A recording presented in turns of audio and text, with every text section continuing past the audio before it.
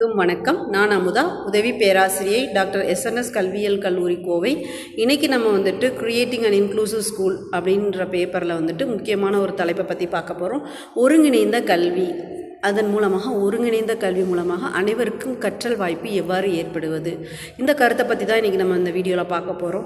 ஒருங்கிணைந்த கல்வி, அதாவது இன்டிகிரேட்டட் எஜுகேஷனில் ஒவ்வொரு மாணவரும் கற்றலில் பங்கேற்கும் உரிமை பெற்றவங்க. அவரது திறன், பின்னணி, அது தேவை எதுவாக இருந்தாலும் அனைத்து குழந்தைகளும் கல்வி கற்பதற்கான வாய்ப்பு வழங்கப்படணும். ஏன்னா குழந்தைகள் அனைவருமே என்ன பண்ணுறாங்கன்னா, அவங்களுடைய தேவைகள்னு சொல்லக்கூடிய அடிப்படை தேவைகளான கல்வி பெறுதல் அப்படிங்கிற தேவையை நிறைவு செய்யக்கூடிய நிலையில் தான் இருக்கிறாங்க.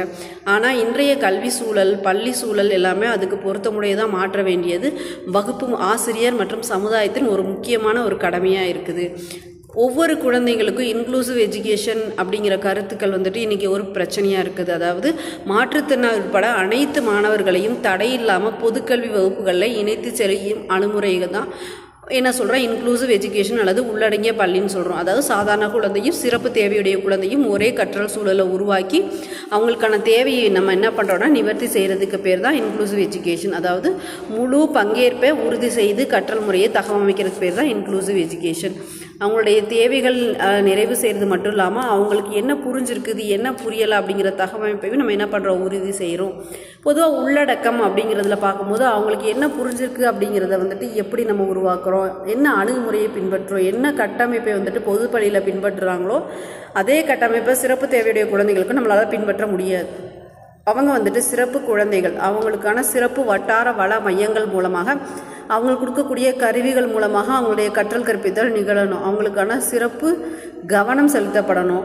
பரஸ்பர மரியாதை அவங்களுக்கு வழங்கப்படணும். சமூக உடல் மனநிலை தடைகளை வகுப்பறை சூழலில் அகற்றணும். இதெல்லாம் ஒரு ஆசிரியர் மற்றும் கூட படிக்கிற அந்த சக மாணவர்களுடைய கடமையாக இருக்குது.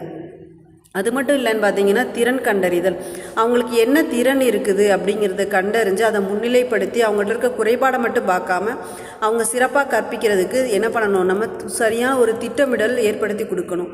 அதை விட முக்கியமாக பார்த்தீங்கன்னா கெப்பாசிட்டி பில்டிங் அப்படின்னு சொல்லக்கூடிய விஷயங்களை நம்ம சொல்லணும். அதாவது அவங்களுக்கு என்ன லெவல் இருக்குது, CWSN ஸ்டூடெண்ட்ஸுக்கான கற்றல் எங்கே இடம்பெறுது, அவங்களுக்கு பிரச்சனைகள் எங்கே இருக்குது, அவங்களுடைய தேவை என்ன, அவங்களுடைய வகுப்பறை ஏற்பாடுகள்னு சொல்லக்கூடிய கலைத்திட்டம் அந்த தேவைகளை பூர்த்தி செய்யுதா, பள்ளி மற்றும் சமுதாயம், பெற்றோர் இவங்க எல்லாமே அந்த சமூக தேவைகளை பூர்த்தி செஞ்சு மாணவர்களுக்கு உண்மையான மாற்றத்தை ஏற்படுத்தி கொடுக்குறாங்களா அப்படிங்கிறத கண்டறிகிறது ரொம்ப ரொம்ப ஒரு முக்கியத்துவம் வாய்ந்த ஒரு விஷயமா இருக்குது.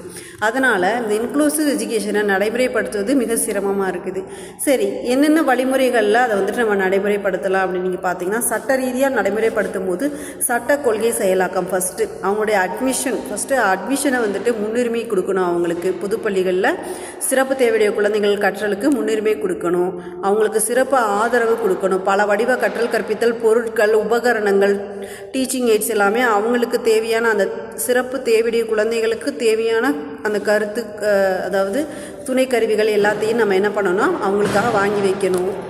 ஆதரவு செயல்பாடுகள், அதாவது ஆதரவு சேவைகள்னு சொல்லும் போது பெற்றோர் ஆலோசனை, போக்குவரத்து உதவி சாதனங்கள், புத்தகம், யூனிஃபார்ம், இது மாதிரி அவங்களுடைய ஃப்ளெக்சிபிலிட்டிக்கு ஏற்ற மாதிரி இதை நம்ம என்ன பண்ணணும், அதை மாற்றி அமைக்கணும். ஏன்னா எல்லா குழந்தைகளாலையும் எல்லா நேரத்துலையும் அந்த சரியான யூனிஃபார்ம் போட்டு வரதோ அல்லது போக்குவரத்து உதவி செய்கிறதோ, கிளாஸ் ரூம் மேலே இருக்கலாம், நடக்க முடியாத அந்த குழந்தைகள் மேலே வர முடியாது, லேபுக்கெல்லாம் சில நேரங்களில் அவங்களுக்காக நம்ம அந்த வகுப்பறை மற்றும் பள்ளி சூழலில் ஆய்வு கருவிகள், ஆய்வு உபகரணங்கள், ஆய்வு அறைகள் இது எல்லாத்தையும் நம்ம அந்த சிறப்பு தேவையுடைய குழந்தைகளுக்காக நம்ம மாற்றி அமைக்க வேண்டிய சூழலும் இருக்கும்.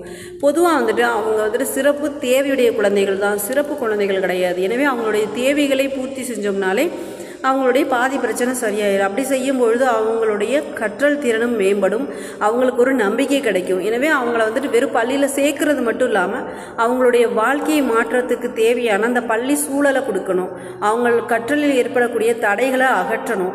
அனைவரும் கற்றலில் உண்மையாக பங்கேற்கிற மாதிரியான சூழலை உருவாக்கணும். அவங்களோட வெறும் பள்ளியில் சேர்த்துட்டு சும்மா விட்டுறக்கூடாது, சரி சேர்த்துட்டோம் அவ்வளோதான் அப்படின்ற மாதிரி விடக்கூடாது. அந்த குழந்தைகளுக்கான கற்றல் சூழலை உருவாக்கி கொடுக்கணும்.